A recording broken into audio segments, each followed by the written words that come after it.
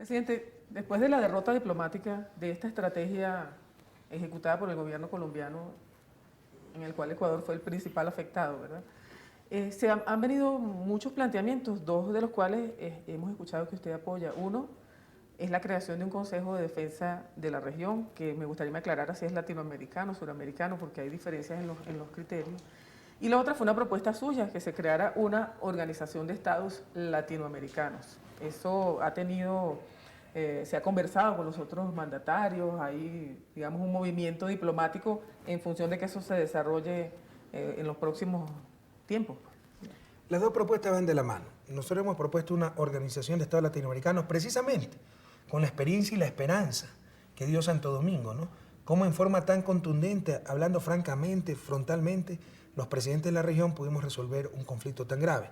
Entonces la idea es crear esa organización de estados latinoamericanos en base a ese grupo de Río, sin países ajenos a la región, ajenos a nuestra historia, que defendieron hasta el último momento la doctrina esta de la guerra preventiva, etcétera, y con países que no entendemos por qué están excluidos de los foros latinoamericanos, como Cuba, por caprichos de ciertas potencias. Por favor, ya debemos pensar como Latinoamérica, sin tutelajes, sin amos, sin patrones. Entonces esa organización de estados latinoamericanos sería una organización de países soberanos, independientes, latinoamericanos, que compartimos grandes valores, cultura, etcétera, para resolver nuestros conflictos. Pero no nos engañemos, se requiere de mecanismos concretos de coerción, si usted quiere, a nivel regional para poder mantener esa paz, para poder mantener esa estabilidad. Entonces, precisamente de ahí viene el Consejo Latinoamericano de Seguridad, que sería una coordinación, bueno, un consejo que podría incluso coordinar mecanismos de defensa para mantener la paz en la región. Se diferencia del Consejo Sudamericano que está proponiendo Brasil solo en el alcance, porque ya que estamos proponiendo la Organización de Estados Latinoamericanos, lo que correspondería sería un Consejo de Seguridad Latinoamericano. Pero no nos engañemos. O sea, lo que hizo Colombia puede volverlo a repetir. Y puede venir otro gobierno como el de Álvaro Uribe en otros países y tener los mismos métodos, las mismas praxis, las mismas prácticas.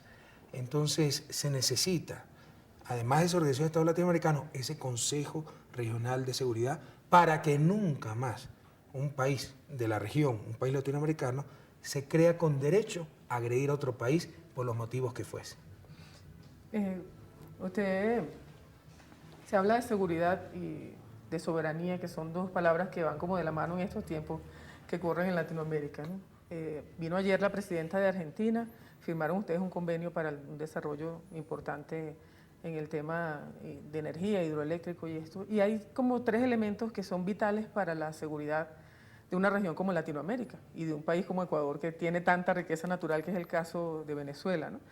Que es la seguridad energética, la seguridad militar y la seguridad alimentaria. Yo quisiera que nos hablara sobre este último punto y vamos a volver a su experiencia como economista de los buenos para que nos amplíe un poquito el panorama, que cómo se conjugan allí la crisis del dólar, los precios del petróleo, digamos, todos estos elementos que están en juego para que vimos su última programa el sábado pasado y está usted haciéndole un llamado a la población por el consumo de alimentos que finalmente termina siendo afectado a una economía como la de Ecuador y como la de Venezuela con el incremento de productos básicos para su dieta. Sí, la seguridad alimentaria es una de las prioridades de nuestro país y todo eso también fue destrozado por la larga y triste noche neoliberal, ¿no? Este cuento de la supremacía del consumidor, que da lo mismo comprar en Ecuador que comprar en China o Estados Unidos, es una barbaridad. Si usted no compra en su propio país, no hay producción en su país. Sin producción no hay empleo, sin empleo no hay ingreso y en el mediano y largo plazo tampoco hay consumo. Y peor aún, si son bienes sustanciales, fundamentales para el bienestar, el buen vivir de la población, como son los alimentos. Fíjese a qué nivel llegamos, que tal vez el principal alimento en la dieta ecuatoriana es el pan de harina de trigo, y no producimos trigo. Prácticamente todo el trigo se importa. Antes sí lo producíamos. Con esto de apertura de mercado, el sálvese quien pueda, la supremacía del consumidor, que es lo mismo comprar aquí, acá, todo se destruyó. Y hoy, la base, una de las bases de la dieta ecuatoriana, es atendida 100% por importación. Eso es gravísimo. Entonces estamos en todo un programa de mejorar sustantivamente nuestra seguridad alimentaria, producir los alimentos que requerimos, pero la situación internacional se ha complicado. Usted ha visto cómo se ha disparado el precio de algunos alimentos como trigo, soya, maíz, por la gran demanda de China e India, pero también por los biocombustibles. como decía Fidel Castro, ¿verdad? Tanques llenos, estómagos vacíos. Entonces ya estamos conversando a nivel de países de la región. Lo conversé con Cristina Fernández de Kirchner, lo he conversado con, bueno, todavía no con Hugo Chávez, pero ya con Nicolás Maduro, y él fue el que puso el tema, para hacer una estrategia concertada a nivel regional para evitar desabastecimientos de alimentos básicos, ¿no? Por ejemplo, si Ecuador tiene un excedente en la producción de arroz, en vez de exportarlo a países extrarregionales, guardarlo ya con un fondo común, etcétera, y si más tarde Venezuela tiene escasez de arroz, lo enviamos allá, si Argentina lo tiene, lo mandamos allá, y viceversa. Si Argentina tiene excedente en carnes, leche, tener adecuado manejo de inventarios para atender escasez de alimentos en la región, porque tememos que se nos viene una crisis mundial de alimentos. Eso lo hacen países de los llamados desarrollados o del primer mundo, con todas estas almacenan los alimentos. Sí, se trata de eso. Perdón, tenemos que cambiar el cassette un momentico. Rafael Correa, quisiéramos su opinión y su apreciación sobre la crisis de la economía norteamericana, el dólar norteamericano y también sobre el tema petrolero, sobre los precios internacionales del petróleo. Bueno, esa crisis me falta estudiarla con mucho mayor detenimiento, es una cosa que yo no puedo hacer desde la presidencia, ¿no? Lo que hacía en academia, estudiar todos estos casos a profundidad. Pero en principio veo que fue una de las tantas irresponsabilidades por la avaricia, sobre todo el sector financiero norteamericano, que dio préstamos a diestra y siniestra, supuestamente en base a garantías reales, las hipotecas, pero bueno, cuando alguien no puede pagar el préstamo y usted le quita su casa, es el que no pagó el préstamo el que tiene un problema, ¿verdad? Cuando millones de personas no pueden pagar su préstamo y usted tiene millones de casas, son los bancos los que tienen el problema. Eso es lo que ha pasado en Estados Unidos. Entonces, el negocio de los bancos no es tener casas, es prestar y tener una ganancia con el retorno de esos préstamos. Entonces, se ha creado una crisis financiera que está afectando la economía real en Estados Unidos, más los déficits crónicos que tiene Estados Unidos, fiscales, comerciales. Se ha producido también una depreciación del dólar que perjudica, por un lado beneficia al Ecuador, aumenta la competitividad de nuestras exportaciones, pero por otro lado nos perjudica en cuanto a inflación, porque se encarecen las importaciones, entonces aumenta el nivel de precios. En todo caso, bueno, los resultados para América Latina son ambiguos, dependiendo de la política que realice Estados Unidos. Normalmente Estados Unidos realiza una política contracíclica, es decir, hay una crisis, para reactivar la economía bajan tasas de interés.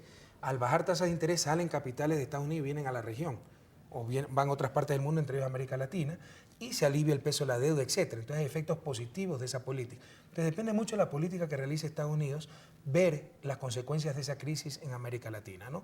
Si es que sigue realizando la política contracíclica que está realizando hasta ahora, los efectos en países como Ecuador no serán tan graves en cuanto a la crisis de Estados Unidos. Para países como México, que le apostaron todo al mercado norteamericano por medio del NAFTA, etcétera, sí las consecuencias pueden ser muy serias. Pero para el resto de Latinoamérica, le insisto, depende en gran medida de la política económica que utilice Estados Unidos para contrarrestar la crisis. Es una política anticíclica de reducción de tasas de interés, por ese lado nos beneficiamos.